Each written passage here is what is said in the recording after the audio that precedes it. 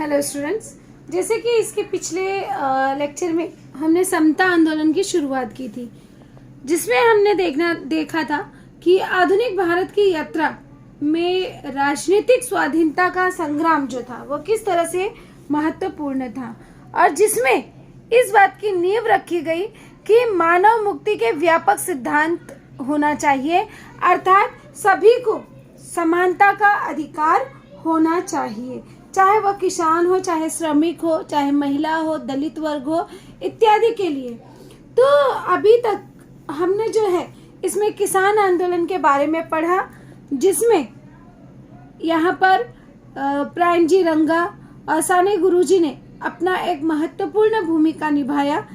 इसके बाद हम लोगों ने श्रमिक संगठन के बारे में अध्ययन किया, जिसमें नारायण मेघाजी लोखंडे जो थे यह श्रमिक आंदोलन के महत्वपूर्ण जनक के रूप में संबोधित किए जाते हैं और उन्होंने श्रमिकों के लिए अनेक कार्य किए। अब जो है हम आगे आज देखेंगे समाजवादी आंदोलन कि किस तरह से समाजवादी आंदोलन की शुरुआत हुई और उसमें महत्वपूर्ण भूमिका किसने निभाई। तो यहाँ पर राष्ट्रीय कांग्रेस के अनेक युवा कार्यकर्ताओं को अनुभव होने लगा था कि सामान्य लोगों के हितों की रक्षा करने के लिए, उन्हें बचाने के लिए अंग्रेज सरकार का तख्ता पलट देना आवश्यक है, अर्थात अंग्रेज सरकार को उन्हें हराना, उन्हें पराजित करना, उनकी जो विचारधारा है उसमें उनको निष्फल बनाना, यह बहुत ही आवश्यक है। अब यहाँ पे एक प्रश्न बनता है कि समाजवादी कांग्रेस के युवा कार्यकर्ताओं को क्या अनुभव होने लगा। तो उत्तर स्वरूप हमें मिलता है कि राष्ट्रीय कांग्रेस के युवा कार्यकर्ताओं को यह अनुभव होने लगा कि सामान्य लोगों के हितों की रक्षा करने के लिए अंग्रेज सरकार का तख्ता, अर्थात उनकी जो सत्ता थी, तख्ता अर्थात सत्ता, तो सत्ता पलट देना आवश्यक है। साथ ही उन्होंने यह भी बोध होने लगा कि आर्थिक और सामाजिक समता के सिद्धांत पर समाज की पुनर्रचना होनी चाहिए। तो यहाँ पर प्रश्न बनता है कि समाज की पुनर्रचना किन मूल्यों पर आधारित या किन सिद्धांतों पर आधारित होनी चाहिए। तो उत्तर स्वरूप हमें मिलता है कि समाज की पुनर्रचना आर्थिक और समाजवादी समता के सिद्धांत पर आधारित होनी चाहिए, और इस बोध द्वारा समाजवादी विचारधारा का उदय और विकास हुआ। यहाँ पे 20 से 25 शब्दों में उत्तर के लिए पूछा जा सकता है कि समाजवादी विचारधारा का उदय किस प्रकार हुआ। तो यहाँ पर हमें उत्तर स्वरूप मिलता है। फर्स्ट पॉइंट आप लिखोगे, राष्ट्रीय कांग्रेस के अनेक युवा कार्यकर्ताओं को अनुभव होने लगा कि सामान्य लोगों के हितों की रक्षा के लिए अंग्रेज सरकार का तख्ता पलट देना आवश्यक है। दूसरा पॉइंट, उन्हें यह भी बोध होने लगा कि सामाजिक समता के सिद्धांत पर समाज की पुनर्रचना होनी चाहिए, और बाद में लिख देंगे इस बोध द्वारा, थर्ड पॉइंट, इस बोध द्वारा समाजवादी विचारधारा का उदय हुआ।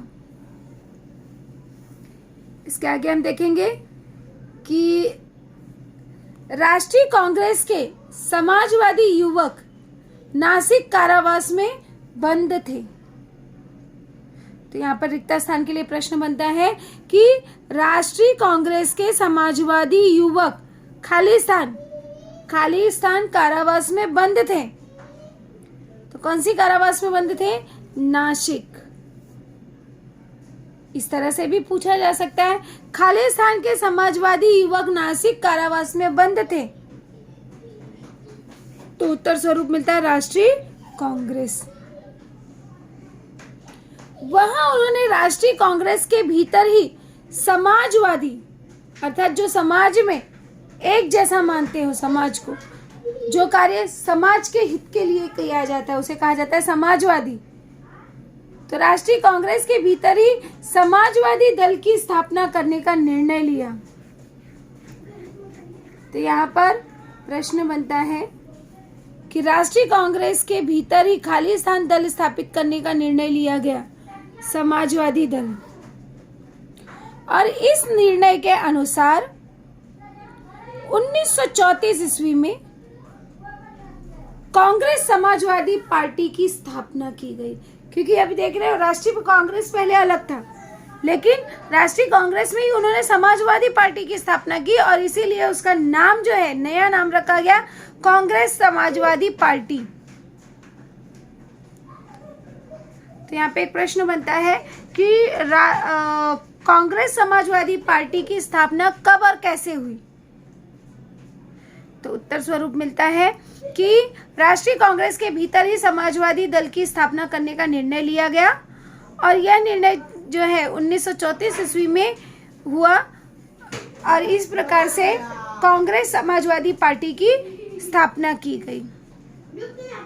इसमें आचार्य नरेंद्र देव, जयप्रकाश नारायण, मीनू मसानी, डॉक्टर राम मनोहर लोहिया आदि नेता थे। तो फिर से प्रश्न बनता है कि कांग्रेस समाजवादी पार्टी के नेताओं के नाम बताइए। तो राष्ट्रीय कांग्रेस समाजवादी पार्टी के नेता आचार्य नरेंद्र देव, जयप्रकाश नारायण, मीनू मसानी, डॉक्टर राम मनोहर लोहिया आदि नेता थे।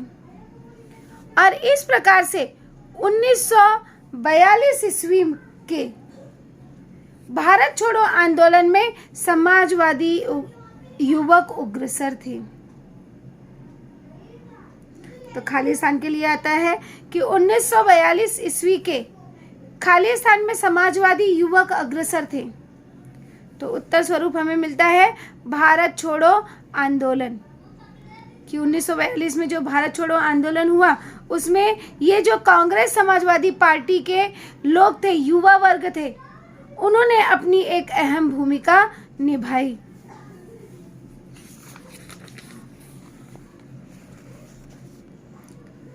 इसी के साथ ही साथ यहाँ पर भारतीयों को कार्ल मार्क्स और उनके साम्यवाद का परिचय होने लगा था। कार्ल मार्क्स और उनकी साम्यवादी नीति थी कार्ल मार्क्स की, उनका परिचय होने लगा था। जैसे कि कार्ल मार्क्स की एक उनकी थियरी थी कि हमारा समाज जो है वह हमेशा दो गुटों में विभाजित है, एक है एक नहीं है। अर्थात एक के पास सब कुछ है और दूसरा जिसके पास कुछ नहीं है। जो जमींदार वर्ग होते थे उनके पास सब कुछ होता था और जो किसान वर्ग होता था, जो उत्पादक वर्ग होता था, उसके पास कुछ भी नहीं था। तो लोग जो है इस बात से परिचित होने लगे थे। लोकमान्य तिलक ने 1881 ईस्वी में ही मार्क्स के विषय में लेख लिखा था। कार्ल मार्क्स के बारे में उन्होंने बताया था। प्रथम विश्व युद्ध के पश्चात भारत में साम्यवाद का प्रभाव अनुभव किया जाने लगा। लोगों ने साम्यवाद का अनुभव किया, जो कि कार्ल मार्क्स की थियरी थी। मानवेंद्रनाथ रॉय का अंतर्राष्ट्रीय साम्यवादी आंदोलन में सक्रिय सहभाग था। तो यहाँ पर खालिस्तान के लिए आ सकता है, या इस तरह से एक वाक्य का प्रश्न पूछा जा सकता है कि अंतर्राष्ट्रीय साम्यवादी आंदोलन में किसका सक्रिय भाग था। तो मानवेंद्र नाथ रॉय का अंतर्राष्ट्रीय साम्यवादी आंदोलन में सक्रिय सहभाग था। 1925 ईस्वी में भारत में साम्यवादी दल की स्थापना हुई। यहाँ पे एक प्रश्न बनता है कि भारत में साम्यवादी दल की स्थापना कब हुई? तो भारत में साम्यवादी दल की स्थापना 1925 ईस्वी में हुई। खालिस्तान के लिए भी आ सकता है कि खालिस्तान ईस्वी में भारत में साम्यवादी दल की स्थापना हुई, तो उत्तर स्वरूप हमें मिलता है 1925 ईस्वी में। श्रमिकों एवं किसानों के लड़ाकू संगठन स्थापित करने का कार्य समाजवादी युवकों ने किया। इसमें जो है श्रमिक और किसान वर्ग के लोग जो थे वो महत्वपूर्ण भूमिका निभा रहे थे। सरकार को साम्यवादी आंदोलन से खतरा अनुभव होने लगा। अंग्रेजी सत्ता को डर लगने लगा। साम्यवादी जो आंदोलन की शुरुआत की गई थी, जिसके प्रमुख मानवेंद्र नाथ रॉय जी थे, तो सरकार ने इन आंदोलनों को कुचलने का निर्णय लिया, क्योंकि पहले ही मैंने बताया कि अंग्रेजों की नीति थी, वह अपने विरुद्ध किसी को खड़ा नहीं होने देते थे, जिसमें श्रीपाद अमृत डांगे, मुजफ्फर अहमद, केशव नीलकंठ जोगलेकर आदि को बंदी बनाया गया। अब एक प्रश्न बनता है कि साम्यवादी आंदोलन में किन लोगों को बंदी बनाया गया? तो उत्तर स्वरूप हमें मिलता है कि साम्यवादी आंदोलन में श्रीपाद अमृत डांगे, मुजफ्फर अहमद, केशव नीलकंठ जोगलेकर आदि को बंदी बनाया गया और उन सभी पर शासन का तख्ता पलट देने का, अर्थात शासन को क्षति पहुंचाने का षड्यंत्र रचने का अभियोग लगाया गया, जिसके चलते उन्हें अलग अलग सजाएं भी सुनाई गई और अतः इसे मेरठ षड्यंत्र मुकदमा कहते हैं। ये जो षड्यंत्र हुआ इसे ही मेरठ षड्यंत्र मुकदमा कहते हैं। और मेरठ मुकदमे के बाद भी श्रमिकों के आंदोलन पर साम्यवादियों का प्रभाव स्थायी रूप से रहा। तो यहाँ पर एक प्रश्न बनता है कि मेरठ षड्यंत्र मुकदमा से क्या तात्पर्य है, या मेरठ षड्यंत्र मुकदमा के विषय में जानकारी दीजिए। तो इस तरह से आपको यहाँ से फर्स्ट पॉइंट लिखना होगा कि 1925 ईस्वी में भारत में साम्यवादी दल की स्थापना की गई। दूसरा पॉइंट, श्रमिकों एवं मजदूरों ने, किसानों ने लड़ाकू संगठन स्थापित करने का कार्य समाजवादी युवकों ने किया। थर्ड पॉइंट, सरकार को साम्यवादी आंदोलनों से खतरा अनुभव होने लगा। फोर्थ पॉइंट, सरकार ने इन आंदोलनों को कुचलने का निर्णय किया। और फिफ्थ पॉइंट, श्रीपाद अमृत डांगे, मुजफ्फर अहमद, केशव नीलकंठ जोगलेकर आदि को बंदी बनाया गया और उन पर शासन का तख्ता पलट देने का षड्यंत्र अभियोग रखा गया। और नेक्स्ट पॉइंट, उन्हें अलग अलग सजाएं सुनाई गई और यह मुकदमा मेरठ में चलाया गया था। मतलब यह मुकदमा जो है मेरठ में हुआ था और इसीलिए इसे मेरठ षड्यंत्र मुकदमा कहते हैं। तो अंग्रेजों को लगा कि यह तो अंत हो गया, क्योंकि उन्होंने सबको अलग अलग सजाएं सुना दी, किंतु श्रमिक संगठनों पर साम्यवादी दल का जो प्रभाव था वह बना रहा।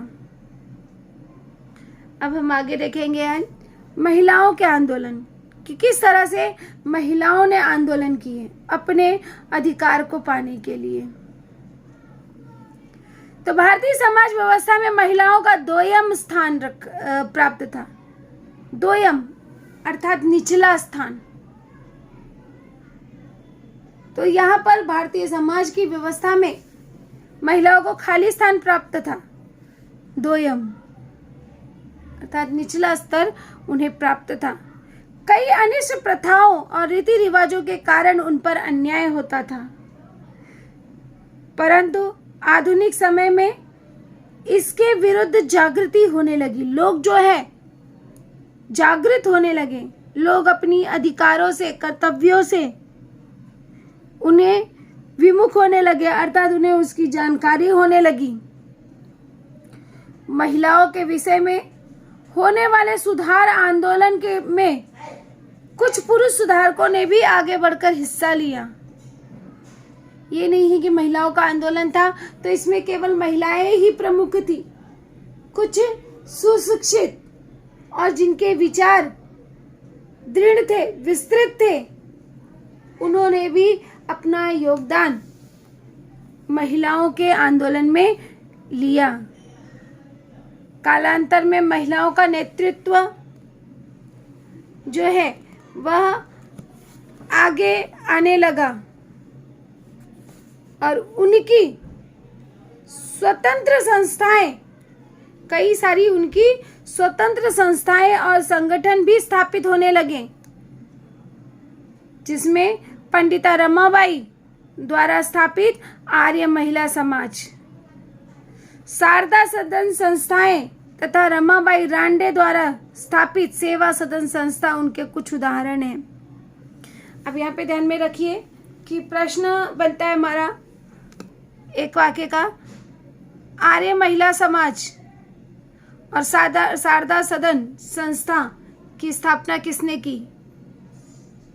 तो यहाँ पर आंसर मिलता पंडिता रमाबाई। या पंडिता रमाबाई ने किन संस्थाओं की स्थापना की? तो पंडिता रमाबाई ने आर्य महिला समाज और शारदा सदन महिला, यहाँ पर शारदा सदन संस्था की स्थापना की। जोड़ियां मिलाओ के लिए आ सकता है, एक साइड आपको दे दिया जाएगा आर्य महिला समाज और दूसरी साइड दे दिया जाएगा पंडिता रमाबाई। तो जोड़ियां मिलाओ, पंडिता रमाबाई, आर्य महिला समाज या शारदा सदन, या दोनों भी दिया जा सकता है।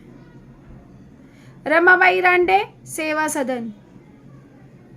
दूसरा प्रश्न बनता है सेवा सदन की स्थापना किसने की? सेवा सदन की स्थापना रमाबाई रानडे ने की। रमाबाई रानडे ने कौन से संस्था की स्थापना की? रमाबाई रानडे ने सेवा सदन संस्था की स्थापना की। यहाँ पर भारत महिला परिषद 1904 ईस्वी में और ऑल इंडिया वुमेन कॉन्फ्रेंस 1927 ईस्वी में जैसी संस्थाओं की भी स्थापना हुई थी। परिणामतः यह संस्थात्मक कार्य राष्ट्रीय स्तर पर जा पहुंचा था। अब यहाँ पर प्रश्न बनता है हमारा, कारण लिखो के लिए कि महिला आंदोलन या यह संस्थात्मक कार्य राष्ट्रीय स्तर पर जा पहुंचा था। महिला संस्थात्मक कार्य राष्ट्रीय स्तर पर जा पहुंचा था। तो यहाँ पर उत्तर स्वरूप हमें यहाँ से लिखना होगा, कारण लिखो में, कि भारतीय समाज व्यवस्था में महिलाओं को द्वयम स्थान प्राप्त था। कई अनिष्ट प्रथाओं और रीति रिवाजों के कारण उन पर अन्याय होता था, परंतु आधुनिक समय में इसके विरुद्ध जागृति होने लगी। इसके साथ ही साथ ये सेकंड पॉइंट आप लिखोगे, उनकी स्वतंत्र संस्थाएं और संगठन स्थापित होने लगे। थर्ड पॉइंट, पंडिता रमाबाई द्वारा स्थापित आर्य महिला समाज और शारदा सदन संस्थाएं तथा रमाबाई रांडे द्वारा स्थापित सेवा सदन संस्था और उनके की स्थापना की गई। थर्ड पॉइंट, भारत महिला परिषद और ऑल इंडिया वुमेन्स कॉन्फ्रेंस जैसी संस्थाओं की स्थापना हुई। और लास्ट में लिख देंगे, परिणामतः यह संस्थात्मक कार्य राष्ट्रीय स्तर पर जा पहुंचा। तो इस प्रकार से इसका हम कारण लिखेंगे। उत्तराधिकार, मतदान का अधिकार जैसी समस्याएं को लेकर इन संगठनों के माध्यम से महिलाएं संघर्ष करने लगी, अर्थात उन्होंने उसके खिलाफ आवाज उठाई। भारत की वैद्यकीय सेवाएं प्रदान करने वाली प्रथम महिला डॉक्टर रखमाबाई जनार्दन सावे हैं। अब यहाँ पर एक प्रश्न बनता है कि भारत को वैद्यकीय सेवा प्रदान करने वाली पहली महिला डॉक्टर कौन थी? तो पहली महिला डॉक्टर जो है वह रखमाबाई जनार्दन सावे थी। रिक्त स्थान के लिए भी यहाँ पर प्रश्न बनता है कि भारत को वैद्यकीय सेवा प्रदान करने वाली प्रथम महिला डॉक्टर खाली स्थान थी। तो खाली स्थान थी कौन थी? रखमाबाई जनार्दन सावे। रखमाबाई जनार्दन सावे, उन्होंने स्त्रियों के लिए स्वास्थ्य विषयक व्याख्यानात्मक कई सारी योजनाएं चलाई। उन्होंने राजकोट में रेड क्रॉस सोसाइटी की शाखा स्थापित की। तो यहाँ पर प्रश्न बनता है कि रेड क्रॉस सोसाइटी शाखा की स्थापना किसने की? तो इसकी स्थापना रखमाबाई जनार्दन सावे ने की। कहाँ की? राजकोट में। और इस प्रकार से 20वीं शताब्दी में सार्वजनिक जीवन में स्त्रियों का सहभाग जो है वो बढ़ने लगा। राष्ट्रीय आंदोलन और क्रांति कार्य में स्त्रियों का सहभाग महत्वपूर्ण रहा। उन्होंने अपना पूर्ण योगदान दिया। 1935 ईस्वी के कानून के पश्चात प्रांतीय मंत्रिमंडल में भी स्त्रियों का समावेश हुआ, अर्थात वह जो है मंत्रिमंडल में भी सहभागी हुए। और स्वतंत्रता प्राप्ति के पश्चात संविधान में स्त्री पुरुष समानता के सिद्धांत को स्थान दिया गया। अब यहाँ पर एक प्रश्न बनता है कि कारण लिखो। स्वतंत्रता प्राप्ति के पश्चात भारतीय संविधान में स्त्री पुरुष समानता को सिद्धांत को स्थान दिया गया। तो उत्तर स्वरूप हमें मिलता है कि 20वीं शताब्दी में सार्वजनिक जीवन में स्त्रियों का सहभाग बढ़ने लगा। दूसरा पॉइंट, राष्ट्रीय आंदोलन और क्रांति कार्य के स्त्रियों का सहभाग महत्वपूर्ण रहा।